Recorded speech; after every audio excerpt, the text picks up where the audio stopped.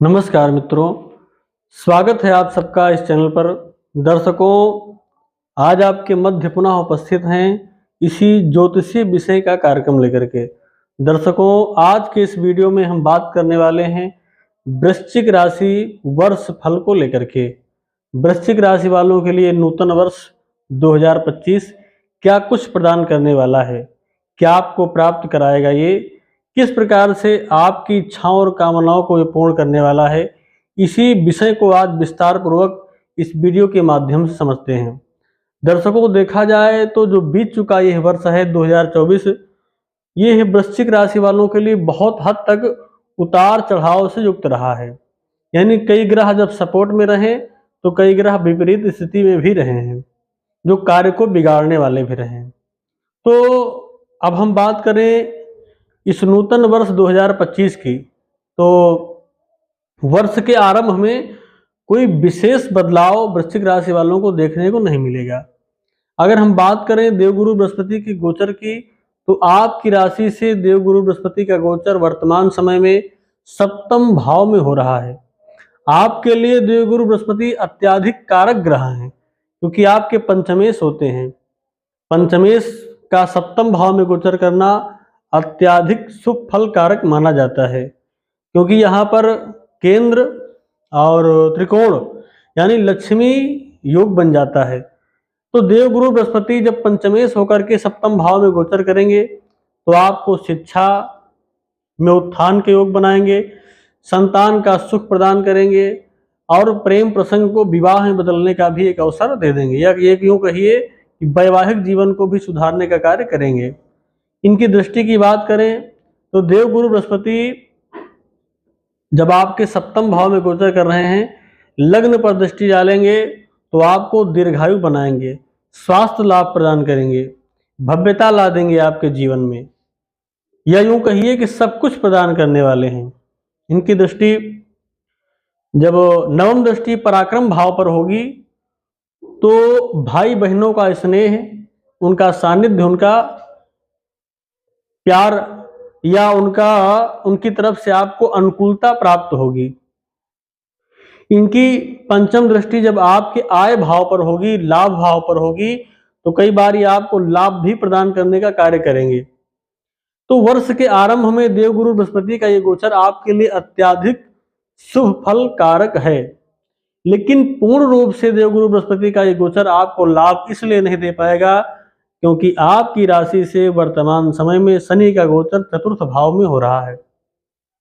अब चतुर्थ भाव में गोचर कर रहे शनि आपके लिए ढैया का योग बना रहे हैं, यानी आपकी राशि पर इस समय शनि की ढैया भी चल रही है। अब शनि की ढैया भी चल रही है, शनि का गोचर चतुर्थ भाव पर होगा तो आपको वाहन लेने में, संपत्ति बनाने में कई बार समस्याओं का सामना करना पड़ेगा।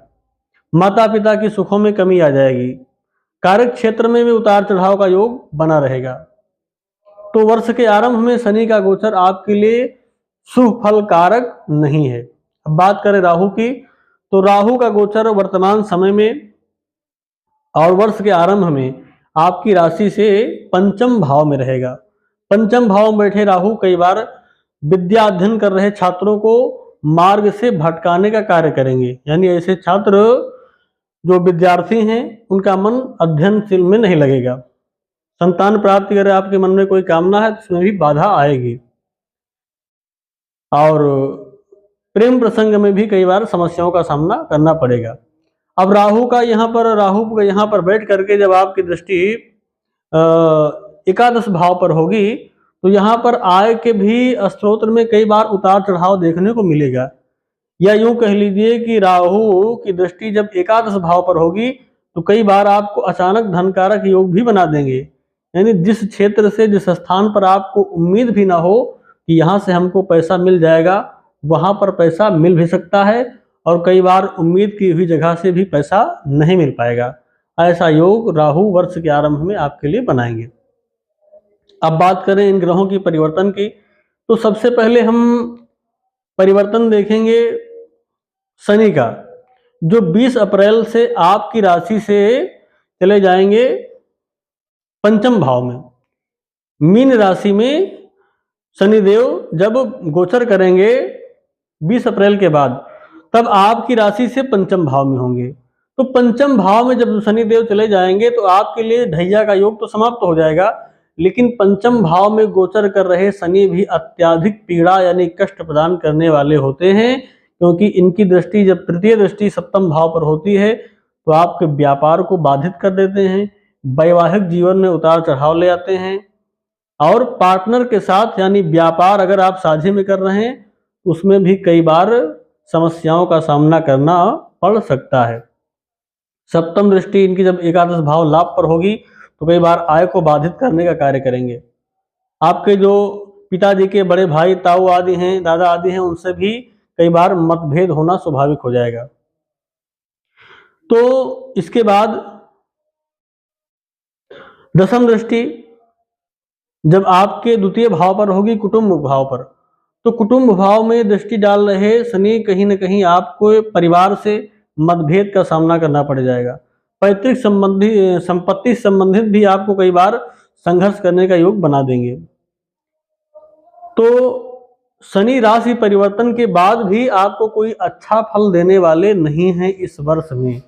इसके बाद अगर हम बात करें देवगुरु बृहस्पति के गोचर की, तो देवगुरु बृहस्पति जब 15 मई के बाद आपकी राशि से अष्टम भाव में गोचर करेंगे तो राहु भी यहाँ पर आपको कोई अच्छा फल देने वाले नहीं होंगे। देवगुरु बृहस्पति भी कोई अच्छा फल देने वाले नहीं होंगे। अष्टम भाव में गोचर कर रहे देवगुरु बृहस्पति पंचमेश होकर गोचर कर रहे हैं तो कई बार आपको रोग से युक्त कर देंगे, रोग प्रदान करने वाले हो जाएंगे, और विशेषतया पेट से संबंधित रोग प्रदान करने वाले हो जाएंगे अष्टम भाव में गोचर कर रहे देवगुरु बृहस्पति। अब इनकी दृष्टि, अब जब स्वयं ही वो कमजोर हैं तो दृष्टि का कोई विशेष प्रभाव तो लाभ नहीं मिलेगा। हालांकि कुटुंब भाव पर दृष्टि डालेंगे तो कुछ हद तक ये कहा जा सकता है कि परिवार का स्नेह प्राप्त हो जाए। द्वादश भाव पर पंचम दृष्टि होगी तो हो सकता है कुछ हद तक व्यय को आपको रोकने का कार्य करेंगे, लेकिन बहुत कम प्रभाव रहेगा। इसके बाद राहु की बात की जाए तो राहु इस समय आपकी राशि से पंचम भाव में गोचर कर रहे हैं। जब ये राशि परिवर्तन करेंगे 15 मई के बाद, तब ये आपकी राशि से चतुर्थ भाव में आ जाएंगे। चतुर्थ भाव में गोचर कर रहे राहु भी कोई बहुत अच्छा रिजल्ट देने वाले नहीं होंगे, क्योंकि यहाँ पर माता का भाव है। माता के भाव में राहु का गोचर कई बार माता पिता के सुखों में कमी लाने का कार्य कर देगा, उनके स्वास्थ्य को बिगाड़ने का कार्य कर देगा। आप संपत्ति बनाने का सोच रहे हैं उसमें भी समस्या उत्पन्न होगी। ये है केतु दशम भाव में होंगे तो हो सकता है कई बार व्यापार की थोड़ी सी वृद्धि आपकी हो जाए, या फिर जो लोग राजनीति से जुड़े हुए हैं उनकी पकड़ थोड़ी सी और मजबूत हो जाए, राजनीति से जुड़े हुए व्यक्तियों से आपका संबंध जुड़ जाए। इस प्रकार के योग तो बन सकते हैं, लेकिन शनि और राहु इन दोनों का गोचर आपके लिए मध्य वर्ष से कोई अच्छा फल देने वाला नहीं होगा। यहाँ तक कि देवगुरु बृहस्पति जो सपोर्ट कर रहे थे उनका गोचर भी अष्टम भाव पर होने के कारण कोई विशेष लाभ प्रदान कारक नहीं रहेगा। तो देखा जाए तो आने वाला यह वर्ष 2025 वृश्चिक राशि वालों के लिए कई बार कष्टकारक या संघर्ष से युक्त माना जा सकता है, इसलिए संघर्ष के लिए तैयार रहें। और ढैया तो समाप्त हो जाएगी, लेकिन कुछ उपाय हम बताएंगे अगले वीडियो में, उन उपायों करते रहेंगे तो निश्चय ही ये वर्ष आपके लिए बेहतर साबित होगा। तो आज के लिए बस इतना ही, पुनः मिलेंगे एक नई जानकारी के साथ नए वीडियो में। तब तक के लिए नमस्कार।